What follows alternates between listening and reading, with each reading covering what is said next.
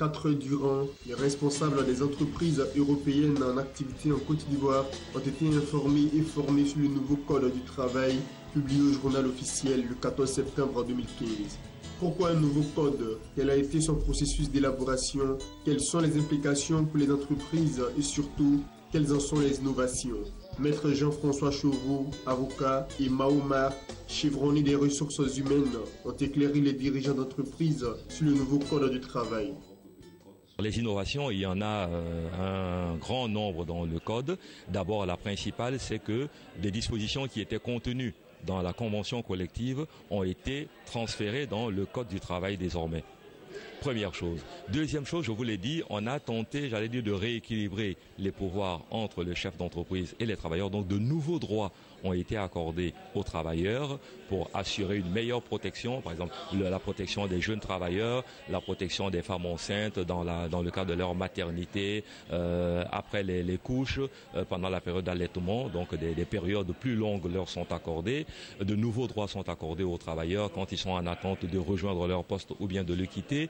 Des nouveaux droits leur sont accordés quand, par exemple, leurs familles et leurs enfants qui vivent habituellement avec eux doivent les rejoindre sur leur lieu d'affectation. Donc, disons qu'il y a comme ça une série de droits qui leur sont accordés.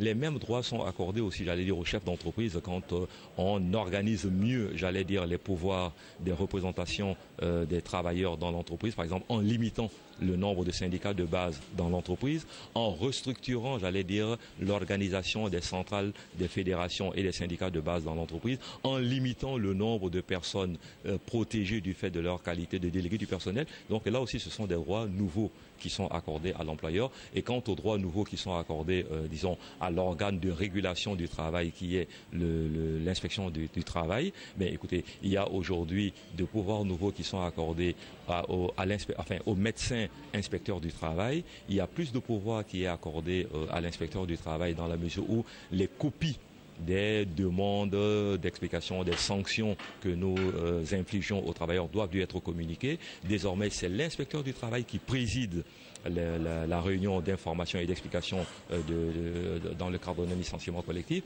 C'est à l'inspection du travail que devra se tenir cette réunion. Donc, disons, chacune des composantes du monde du travail a vu ses pouvoirs réaménagés pour assurer un équilibre qui permette à tout le monde de se trouver dans un cadre qui n'est plus une relation, conflictuelle ou de bras de fer, mais un cadre dans lequel l'ambiance, la coordination va promouvoir le développement des entreprises pour l'atteinte de performances au bonheur de l'entreprise. Étant entendu que dans notre entendement, quand on dit entreprise, on pense et aux travailleurs et à l'employeur. Si certaines dispositions de leur interprétation peuvent avoir des effets pervers dans l'ensemble, les responsables des entreprises européennes en activité en Côte d'Ivoire saluent la modernité du nouveau code et surtout sa conformité avec les dispositions internationales. Moi, je suis français et un journaliste britannique, il y a une dizaine de jours, écrivait que le code du travail en France, il faut une brouette pour le transporter, tellement il est volumineux. Et donc c'est quelque chose de paralysant. Le code du travail qui vient de sortir est un code du travail très raisonnable en termes de volume, très lisible, qui ne va pas nécessiter beaucoup de décrets d'application ou de précision, tellement le texte est clair, donc facile à utiliser à la fois par les employés et par les employeurs, et bien adapté, tient compte notamment des problèmes d'amélioration de la parité pour que les femmes disposent des mêmes droits, des mêmes conditions de travail que les hommes, de la même manière d'une meilleure insertion des handicapés, c'est très important. Donc une amélioration de l'égalité, une amélioration de la représentativité également du personnel, une amélioration de tout ce qui touche à la formation. Donc c'est une bonne chose. Notons que le Code du travail de 2015 est le 3e du genre. Les entreprises ont 6 mois pour se mettre en conformité. Cette conférence sur le nouveau Code du travail a été organisée par Eurocham, Chambre du commerce européenne en Côte d'Ivoire.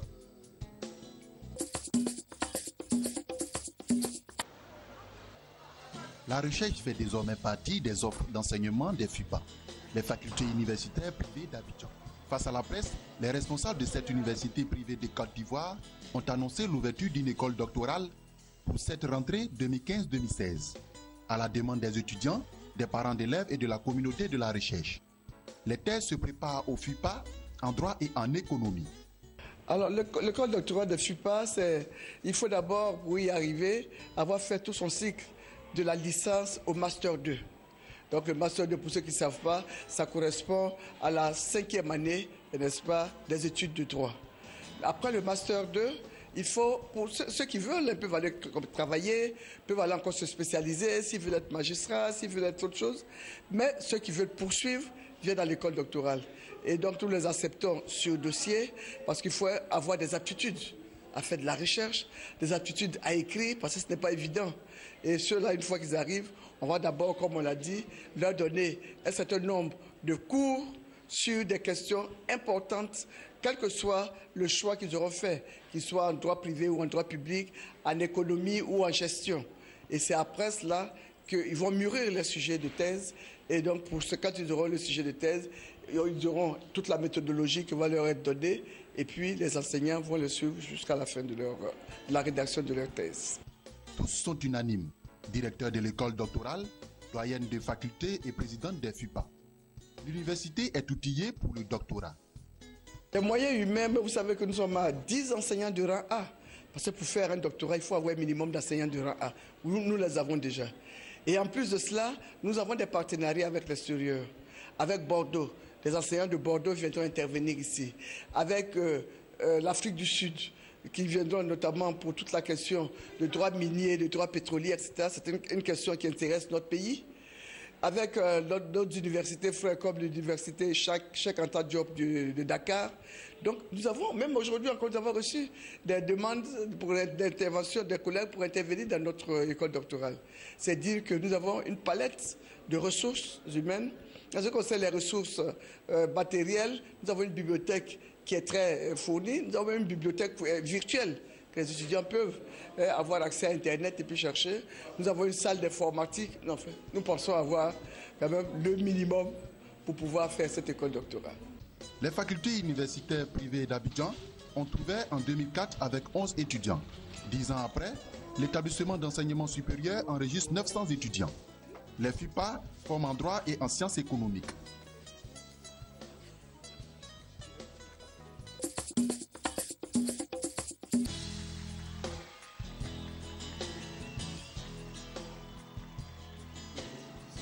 Par ce geste symbolique, le directeur général sortant, M. Tini Kodjo-Mawena, à la tête d'une équipe de transition nommée en avril 2013, transmet officiellement les documents institutionnels au nouveau directeur général de l'École africaine des métiers de l'architecture et de l'urbanisme EAMO, le Dr Moussa Dembélé, désigné à la 6e session extraordinaire du conseil d'administration tenue en juillet 2015 à Abidjan. L'EAMO est une école inter-État de référence régionale et africaine. Nous avons engagé avec tous les membres du conseil d'administration, donc les 14 pays membres, une période de transition qui a renouvelé tous les tests fondamentaux et qui se conclut aujourd'hui par le renouvellement de l'équipe dirigeante qui a été sélectionnée au terme d'un processus également très rigoureux pour avoir les meilleures compétences internationales au service de l'EAMO. Ce processus a défini également de nouveaux axes stratégiques pour le développement de l'EAMO. Le docteur Moussa Dembélé, nouveau directeur général de l'EAMO, place son exercice sous le signe de la confiance, du respect et de l'innovation pour un plus grand rayonnement de l'école. J'ai vraiment le sentiment plein d'émotion et aussi plein de confiance. L'EAMO, c'est une institution interafricaine qui aussi joue le rôle d'intégration africaine à travers les produits qu'ils forment et surtout le fait de frayer les chemins au développement de nos villes et l'architecture qui est un facteur de développement des villes africaines. Donc je suis très honoré aussi d'être le directeur général dont je compte assumer avec toute efficacité. Les chantiers sont nombreux Et nous avons pensé, bien sûr, avec l'opportunité du développement des villes africaines, et nous axons beaucoup sur les recherches et l'expertise au niveau des villes africaines. Parce que jusqu'à présent, et ce que nous avons en Afrique, comme vous le savez, ce sont des choses qui ne sont pas réellement pensées pour les réalités africaines, que ce soit en architecture, que ce soit dans le développement des villes, la programmation des villes. Donc, c'est la recherche qui permet d'aboutir à de résoudre ces problèmes. Donc, nous voulons vraiment mettre un accent particulier sur la recherche des villes africaines et donner des modèles de développement en Afrique. Pour réussir cette mission, le directeur général de l'EAMO de nationalité malienne devra s'appuyer sur ses nouveaux collaborateurs que sont l'Ivoirien Yavo Philippe, directeur des affaires et de la scolarité, le Togolais Apeto Djoulamedi Komi, directeur de l'administration et des finances, et le Camerounais Ndongo Ngema Achille, directeur du développement et de la recherche. Si l'équipe intérimaire s'est attelée principalement à la refonte globale des tests existants et à la réalisation des audits, elle a procédé à la construction du nouveau bâtiment abritant le bloc pédagogique et la grande salle polyvalente. La nouvelle équipe dirigeante devra poursuivre les réflexions sur la concrétisation du master délocalisé sur la mobilité urbaine durable, la création d'une école doctorale et l'instauration d'un statut des enseignants de l'EAMO pour l'accès aux promotions du CAMES. Des chantiers auxquels les plus hauts responsables de l'EAMO, institution commune à 14 États membres de l'UEMOA et de la CIMAC, attachent un grand intérêt. Témoigne cette cérémonie officielle de passation de service du ministre équato-guinéen des Travaux publics, des infrastructures, du représentant du ministre tchadien de l'enseignement supérieur, président du conseil d'administration de l'EAMO. Après 40 ans d'existence, l'EAMO est une référence dans la formation des cadres de haut niveau dans les filières de développement des villes africaines.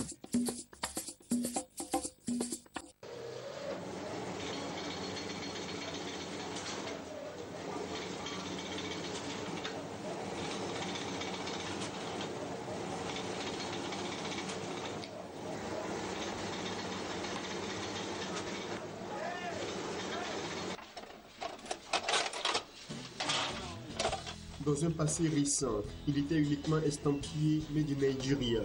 Le pain nigérian intègre de plus en plus les habitudes alimentaires des Ivoiriens au point d'être désormais produit en Côte d'Ivoire. Dans cette boulangerie située au quartier Saint-Michel de la commune d'Adjamé, une vingtaine d'employés dont 10 Ivoiriens s'attellent quotidiennement à la fabrication de ce pain. Un pain obtenu d'un mélange de farine, de sucre, du sel, du lait et du beurre pour être vendu à Abidjan, dans la ville de l'intérieur et les pays voisins. Je suis fait pain de Nigeria, dans Côte d'Ivoire. C'est un marche un peu, ça marche. Dieu merci. Il fallait manger trop. Dieu merci, clients ça vient, les déposer pain pour Yamskolo, Asia, comment on l'appelle, tout le village là. Alakuta, tout ça là. Je vais livrer ce pain à Bobo Williams et Makassi.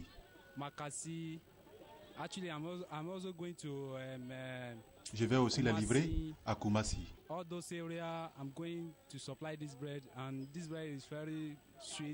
Ce pain est très bon.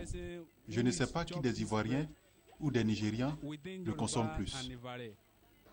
Si les vendeurs et revendeurs de ce pain en tirent d'importantes retombées financières, les consommateurs, eux, savourent cet aliment venu du Nigeria. Un véritable régal. Ce pain-là, il est très bon. Moi-même, je suis un adepte de ce pain-là. Chaque fois, je passe comme ça, les mardis, quand j'ai un bout de temps, venir prendre un peu pour envoyer à la famille. Moi-même, j'en prends un peu en quantité pour que la famille puisse faire 2-3 jours avec. Parce qu'on peut conserver ce pain-là. Moi, je prends ça au café. Les enfants, ils prennent avec un peu comment on appelle, de déguet, un peu de lait, ils prennent avec un peu de tout. Et quand je passe dans la rue, je vois les gens payer à Trècheville, partout. À Djamé ici, quand je passe sur Nangé à Brogoua, les gens payent. La dame, même une fois, je suis arrivé, j'ai commandé. Le temps de revenir, là, c'était fini. Donc, les gens aiment bien ce pain-là. Je vends ça à Djamé. Je vends ça au Black. Je rentre partout. Dans les cours de Djamé, dans les marchés, je rentre, c'est dedans, je vends. Il y a des fois, je peux prendre un peu 20 000. Aller voir 25 000, ça dépend de ce que je prends. Je vends tout par jour. À la rate de Dieu, si ça va, je vends tout par jour. Je vends tout. Les gens aiment ça. Très bien, c'est bon. Loin de changer les habitudes alimentaires des Ivoiriens, le pain nigérian, aujourd'hui en vogue en Côte d'Ivoire, traduit l'intégration entre deux peuples africains. Le Nigeria, faut-il le rappeler, est l'un des pays qui compte le plus de ressortissants en Côte d'Ivoire.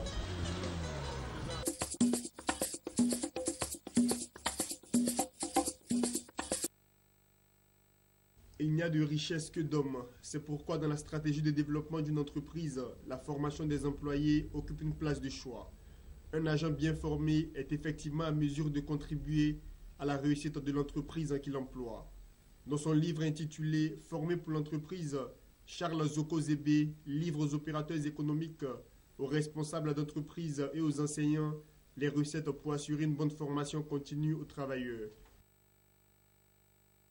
La première fonction de la formation continue est une fonction de professionnalisation. Il est bon que l'employé puisse se former pour renforcer ses capacités à son poste de travail. La seconde fonction est une fonction d'adaptation professionnelle. Il est bon qu'il y ait une mise à jour au quotidien de ce que l'employé fait de façon à rester efficace. La troisième fonction est une fonction d'engagement. Il est bon que l'employé puisse se sentir au milieu d'un projet professionnel de façon à faire avancer les besoins de l'entreprise ou les objectifs ou aider l'entreprise à atteindre ses objectifs. Enfin, la dernière fonction est une fonction de régulation professionnelle. Quand il se forme, il augmente son employabilité et donc il augmente sa possibilité de se positionner autrement au niveau de la société. Selon l'écrivain, formé pour l'entreprise vient combler l'absence de programmes de formation continue en Côte d'Ivoire et sur le reste du continent. Quand quelques rares fois ces programmes existent, ils sont incompatibles aux réalités des entreprises. Pour Charles Zokozebe, cet ouvrage est également une réponse appropriée à leurs besoins. Nous avons constaté qu'au niveau de la formation professionnelle continue, il y avait beaucoup de soucis. Les formations se faisaient sur catalogue, les formations n'étaient pas forcément adaptées aux besoins des entreprises, les formations n'étaient pas forcément en rapport avec les besoins ou les motivations des employés. Il était important d'informer les uns et les autres sur la démarche à suivre pour qu'une formation en entreprise soit efficiente, efficace et profite aussi bien à l'entreprise qu'à l'employé. Charles Zokozebe est inspecteur général de l'enseignement technique et de la formation professionnelle. Aujourd'hui, il est à son 8e ouvrage. C'est en tant qu'observateur averti qu'il aborde la question de la formation continue en Côte d'Ivoire et partout en Afrique.